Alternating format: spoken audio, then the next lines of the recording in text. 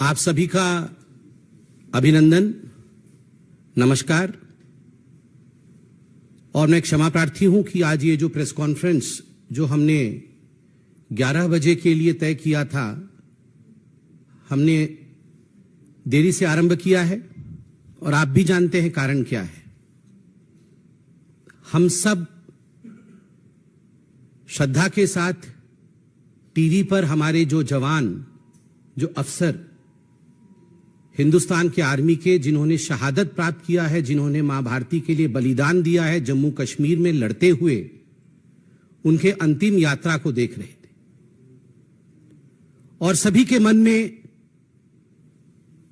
दुख भरा हुआ था। सभी किस प्रकार से हम सब अपने देश, अपने भारत के लिए कुछ कर सके, इस प्रकार की भावना के साथ जुड़े हुए थे। मगर मुझे आश्चर्य होता है कि जब ऐसी परिस्थिति देश में होती है, आप लोगों में से कई चैनल ये भी दिखा रहे हैं कि अभी अटैक्स चल रहे हैं, आतंकवादी हमले हो रहे हैं, उस बीच भी कुछ नेता ऐसे हैं जो बयान देते हैं जो देश के विरोध होता है, जिसमें देश का विरोध होता है। कांग्रेस के जाने माने नेता, कांग्रेस के दिग्गज नेता सैफुद्दीन सोज, उन्होंने कश्मीर में इस हमले को लेकर जिस प्रकार का बयान दिया है और कहा है कि हिंदुस्तान को चाहिए कि वो पाकिस्तान के साथ न केवल बात करे, अपितु आतंकवादियों के दिमाग के अंदर, आतंकवादियों के मन के अंदर क्या चल रहा है, उन्हें क्या चाहिए, उसे भी समझने की कोशिश प्रधानमंत्री नरेंद्र मोदी जी को करना चाहिए। आप सोच के देखिए, ये कांग्रेस की सोच है, ये कांग्रेस की सोच है। सैफुद्दीन सोज जो कांग्रेस के दिग्गज नेता है, जिन्होंने जम्मू कश्मीर को लेकर पहले अपने किताब में कश्मीर को लेकर प्लेबिसाइट होना चाहिए, कश्मीर अलग होना चाहिए, इस प्रकार के बयान भी दिए। उन्होंने आज कहा है कि आतंकवादी के मन के अंदर, आतंकवादी के दिमाग में क्या चल रहा है, हिंदुस्तान का यह फर्ज है कि हिंदुस्तान ये जाने। आर्मी के चीफ को सड़क का गुंडा कहती है कांग्रेस, और आतंकवादी के मन को पढ़ने के लिए प्रयास करना चाहिए, इस बयान की हम निंदा करते हैं। जहां तक फारूक अब्दुल्ला और बाकी नेताओं का सवाल है, उन्होंने भी पाकिस्तान से बातचीत की, पेशकश की। मुझे दुख केवल इस बात का है कि हजारों बार हिंदुस्तान ने कहा है talks and terror can never move together. उसके बावजूद जब शहादत चल रही, जब वीर जवानों की अंतिम यात्रा चल रही हो, उस समय इस प्रकार की, मैं कहूंगा, इस प्रकार के स्टेटमेंट कहे जाएं, ये न केवल अनुचित है, अपितु ये दुखद है। हिंदुस्तान इसका जवाब देगा। मुझे तो ये कहते हुए भी दुविधा होती है, कहते हुए भी दुख होता है कि सैफुद्दीन सोज, फारूक अब्दुल्ला जैसे लोगों को एक मुख्य स्थान इन राजनीतिक पार्टियों ने दिया हुआ है, अपने अलायंस में, अपने पार्टी में, अपने ग्रुप में। उनको बॉयकॉट नहीं करते, मगर बॉयकॉट करने की बात आती है तो लोकतंत्र में पत्रकारिता को किस प्रकार बॉयकॉट करना है, उसको लेकर ये लोग आगे बढ़ रहे हैं। ये जो इंडी अलायंस है, आप सभी जानते हैं आज 15 सितंबर है। 15 सितंबर यानी अंतर्राष्ट्रीय लोकतंत्र दिवस, इंटरनेशनल डेमोक्रेसी डे। आज के दिन जिस प्रकार का एक सर्कुलर ये इंडिया अलायंस या घमंडिया अलायंस कह लीजिए, उन्होंने जारी किया है और कुछ पत्रकारों का नाम, बकायदा नाम लिखकर जारी किया है। ये हिंदुस्तान के लोकतांत्रिक इतिहास में पहले कभी नहीं हुआ था कि इस प्रकार पत्रकारों के नाम के साथ कि हम उन्हें बॉयकॉट कर रहे हैं, एक सर्कुलर जारी किया जाए। यह पत्रकारिता का विरोध है और इंटरनेशनल डेमोक्रेसी डे में कहीं न कहीं यह दिखाता है कि कुछ ऐसे दल आज भी हिंदुस्तान में हैं जो पहले भी लोकतंत्र पर विश्वास नहीं करते थे और आज भी लोकतंत्र और लोकतांत्रिक प्रक्रियाओं पर विश्वास नहीं रखते हैं। एक इतिहास है, there is a chronology in history. आप याद कीजिए, पंडित नेहरू हिंदुस्तान के पहले प्रधानमंत्री, 10 मई 1951, 1951, 10 मई 1951 हिंदुस्तान का पहला अमेंडमेंट, हिंदुस्तान के संविधान का जो पहला संशोधन होता है, वो संशोधन क्या था? The first amendment of the Indian constitution was to curb the freedom of expression.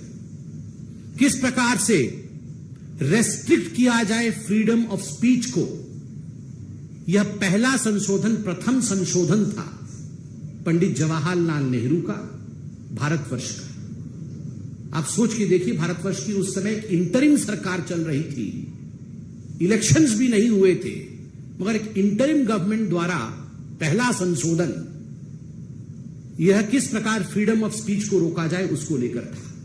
Indira Gandhi 25 June 1975, 25 June 1975 declaration of emergency, the black day in the history of India's democracy. इतिहास में हिंदुस्तान के लिए एक काला धब्बा बना था जब इमरजेंसी लागू इंदिरा गांधी ने किया था, और लाखों पत्रकारों को जिस प्रकार से प्रताड़ित किया गया था, संपादकीय तक पत्रकार लिख नहीं पाते थे। पुलिस बैठकर देखती थी वहां पर कि संपादकीय में कहीं इंदिरा गांधी के विरोध में कुछ लिखा जा रहा है या नहीं लिखा जा रहा है। मीसा कानून के अंतर्गत न जाने आप में से कई लोग यंग पत्रकार यहां बैठे हैं, आप में से कितने के पिताओं के ऊपर, कितनों के दादाओं के ऊपर, कितनों के जानकारों के ऊपर, कितने ही पत्रकारों के ऊपर जुल्म ढाया गया मीसा कानून के अंतर्गत। इस विषय से भी हिंदुस्तान वाकिफ है। राजीव गांधी 29 अगस्त 1988, डिफेमेशन बिल 1988, आप याद करिए उस समय बोफोर्स चरम पर था। कुछ ऐसे पत्रकार थे, जाबाज पत्रकार मैं कहूंगा उनको, और कुछ ऐसी पत्रकारिता थी जिन्होंने बोफोर्स को बड़े स्पष्ट रूप से उजागर किया था। The story of Bofors and bribe, किस प्रकार से भ्रष्ट और भ्रष्ट नेता बोफोर्स में लिप्त थे। राजीव गांधी जी के इस चरित्र को उजागर करने का काम कुछ बहुत बड़े अखबारों ने किया था। उनको लेकर जिस प्रकार एक डिफेमेशन कानून लाने का प्रयास 1988 में राजीव गांधी की सरकार ने किया था, कानून ले भी आए थे, मगर हिंदुस्तान के इतिहास का वो पहला कानून बना जिसको वापस लेना पड़ा, क्योंकि पत्रकार जगत एक होकर खड़ा हो गए। There was unity amongst the media people, सारे मीडिया के लोग एक होकर खड़े हो गए, जाग उठे, हिंदुस्तान जाग उठा, और अंततोगत्वा प्रेस कॉन्फ्रेंस करके राजीव गांधी को डिफेमेशन बिल 1988 वापस लेना पड़ा, जिसमें उन्होंने सोचा था कि जो गांधी परिवार के खिलाफ या उनके खिलाफ लिखेगा उसे सजा दी जाएगी। राहुल गांधी जी से मैं सवाल पूछना चाहता हूं, लिस्ट तो आपने जारी की है, क्या यह लिस्ट मोहब्बत की दुकान की लिस्ट है? सामान नफरत का और दुकान मोहब्बत का, ऐसा तो कभी नहीं हो सकता। You have shown your contempt against media. Hindustan के लोकतंत्र में जो चौथा स्तंभ है, the fourth pillar of Indian democracy, that is media.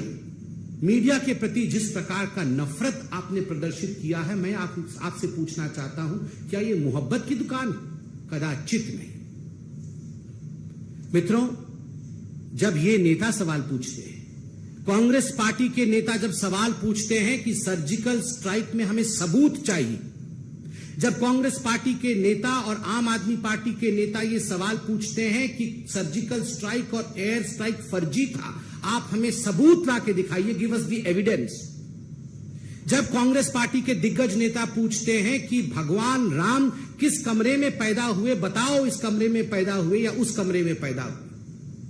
जब किसी दूसरे पॉलिटिकल पार्टी जो आज घमंडिया अलायंस में है, उसके नेता पूछते हैं भगवान राम ने किस इंजीनियरिंग कॉलेज से इंजीनियरिंग की, बताइए।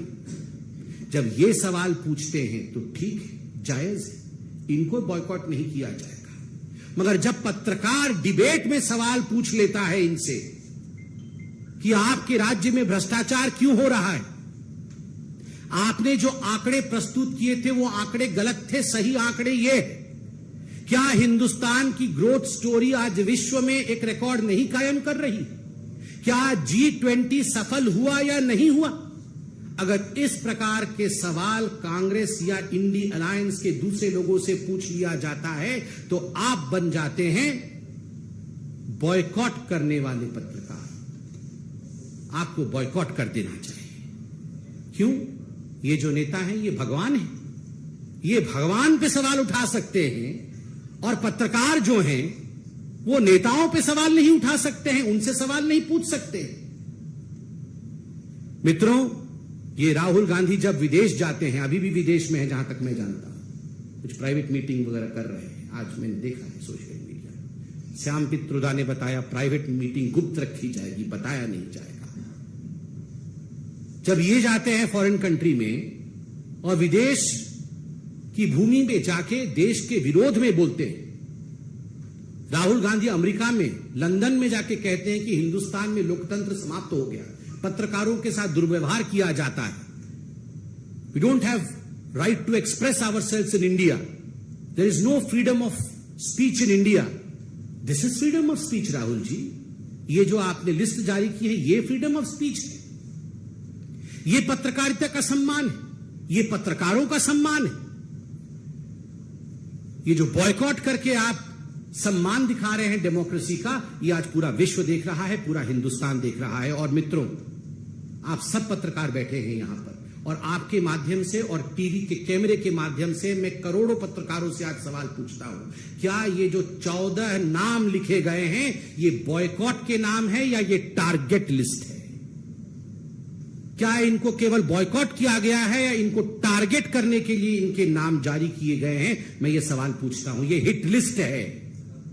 कुछ ऐसे पत्रकार हैं जो डिबेट नहीं करते, जो डिबेट नहीं करते हैं, आप उनमें गेस्ट भेजेंगे ही कैसे? तो उनके नाम क्यों रखे गए हैं? टारगेट करने के लिए। एफआईआर डालेंगे, आपको छोड़ेंगे नहीं, आपको मसल के रख देंगे। और आप बताइए, एक पॉलिटिकल पार्टी के कार्यकर्ता होते हैं, अब मैं कांग्रेस के लिए या उनके पार्टी के लिए कहूंगा नहीं कि लाखों कार्यकर्ता है, हजारों तो हैं, कुछ सौ तो हैं ही। आपके कार्यकर्ता कल अगर इस हिट लिस्ट में जिनके नाम दिए गए हैं उनके साथ दुर्व्यवहार करें, उन पर हमला कर दे, क्योंकि आपने लिस्ट जारी की है बकायदा कि ये नफरती पत्रकार हैं, और प्रेस कॉन्फ्रेंस करके कहा है कि ये नफरत का दुकान चलाते हैं। अगर कुछ लोग इनके ऊपर दुर्व्यवहार कर दे तो इसके लिए जिम्मेदार कौन है? तो मैं इसको बॉयकॉट का लिस्ट कदाचित नहीं कहूंगा, मैं कहूंगा this was a hit job done by a hit list released by the Congress party and the India alliance. ये एक हिट जॉब है, और मुझे लगता है इसे सारे पत्रकार फ्रेटर्निटी को बहुत गंभीरता से लेने की आवश्यकता है। बंगाल में तो देवमाल्या बागची नामक एक पत्रकार परसों ही शायद गिरफ्तार भी हुए, केवल इस कारण से गिरफ्तार हुए हैं क्योंकि उन्होंने सच्चाई दिखाई है। किस किस को बॉयकॉट करेंगे राहुल जी? सोनिया जी, किस किस को बॉयकॉट करेंगे आप? चंद दिनों पहले तो ये रणदीप सुरजेवाला जी बोल रहे थे, एक भाषण में कह रहे थे कि जिन जिन लोगों ने, जिस जनता ने नरेंद्र मोदी को वोट दिया है वो राक्षस है। जनता राक्षस है, जो मोदी को वोट देती है, जो बीजेपी को वोट देती है वो राक्षस है, उसका बॉयकॉट होना चाहिए। ईवीएम तो पहले से ही खराब है, इलेक्शन कमीशन तो बिक चुका है, जुडिशियरी और सुप्रीम कोर्ट इनके जजों को भी छोड़ा नहीं गया है। राम मंदिर का जजमेंट जब आया तो इनके प्रवक्ताओं ने जजेस के खिलाफ क्या क्या कहा है, ये तो पब्लिक डोमेन में है, जजेस को छोड़ा नहीं गया है। कौन सा ऐसा इंस्टीट्यूशन है भारतवर्ष में जिस इंस्टीट्यूशन के खिलाफ कांग्रेस पार्टी और ये इंडी अलायंस वालों ने खराब नहीं कहा है और उनका बॉयकॉट नहीं किया है? मैं आज आपको खुल के बताता हूं, जनता भी जिंदाबाद है, ईवीएम भी जिंदाबाद है, हाईकोर्ट भी जिंदाबाद है, इलेक्शन कमीशन भी जिंदाबाद है, सुप्रीम कोर्ट भी जिंदाबाद है। केवल अगर किसी से नहीं हो पा रहा है, जिसको बॉयकॉट वाकई करना चाहिए कांग्रेस पार्टी को, तभी उसका कुछ कल्याण होगा, उसका नाम राहुल गांधी है। पूरे दुनिया को बॉयकॉट करने चले हैं, पत्रकार भी जिंदाबाद है, वो भी अपना काम कर रहे हैं। अरे नेता में दम नहीं है भैया, बॉयकॉट किस किस को करोगे? जनता को बॉयकॉट करोगे, सुप्रीम कोर्ट को करोगे, पत्रकारों को बॉयकॉट करोगे, टीवी को बॉयकॉट करोगे, किसको बॉयकॉट करोगे? बॉयकॉट करना है, अगर कुछ आगे बढ़ना है तो अपने नेता को बॉयकॉट करो, उसी को छोड़ने से कुछ कल्याण हो सकता है, 1% है। और मुझे एक प्रश्न वो अवार्ड वापसी गैंग और जो मोमबत्ती वाले हैं उनसे भी पूछना है कि आज शाम को कहीं मोमबत्ती ये सुलगाएंगे या नहीं? ये अगर हमारे तरफ से कोई लिस्ट जारी हो गई होती तो मार्केट में मोमबत्ती कम पड़ जाती है, ब्लैक में मोमबत्ती बिक्री हो रही होती, सारे मोमबत्ती कल से खरीद के घूम रहे होते, मगर एक भी मोमबत्ती खरीदी गई है नहीं, सच में ये हंसने का विषय नहीं है। मतलब इस प्रकार की अभद्रता मैंने आज तक नहीं देखी। आप सोच के देखिए, ये सब जो सिलेक्टिव आउटरीच, एक भी मोमबत्ती इन्होंने खरीदा है या नहीं खरीदा है, मैं जानना चाहता हूं। ये अवार्ड वापसी गैंग एक अवार्ड वापस करेगी, सारे अवार्ड वापस करने वाले घूमते थे सर्टिफिकेट लेके, अवार्ड वापस लो, हमारी अवार्ड, एक अवार्ड वापस करेंगे? ये इतने पत्रकारों के खिलाफ हिट लिस्ट आपने जारी की। वो चंद्रशेखर जी है शिक्षा मंत्री बिहार के, उन्होंने आज श्री रामचरितमानस को पोटेशियम साइनाइड बता दिया कि ये पोटेशियम साइनाइड है। एक शब्द नहीं निकल रहा है इनके मुंह से किसी, ये लिस्ट जारी करने वालों की। या आप इस मंत्री को आप बॉयकॉट करेंगे या नहीं करेंगे? राहुल बाबा, जहां भी फॉरेन कंट्री में है जवाब दीजिए। ये आपने पत्रकारों को तो बॉयकॉट कर दिया, ये जो चंद्रशेखर जी हैं जो कह रहे हैं कि रामचरितमानस ये पोटेशियम साइनाइड है, ये जहर है, आप में हिम्मत है उस पॉलिटिकल पार्टी को और उसके इस नेता को बॉयकॉट कर सकते हैं क्या? सैफुद्दीन सोज जो बोल रहा है आतंकवादियों के मन के अंदर क्या चल रहा है उसे हमें पढ़ने की आवश्यकता है। इस सैफुद्दीन सोज को राहुल गांधी, सोनिया गांधी बॉयकॉट करने की हिम्मत रखते हैं क्या? हिम्मत है तो दिखाइए।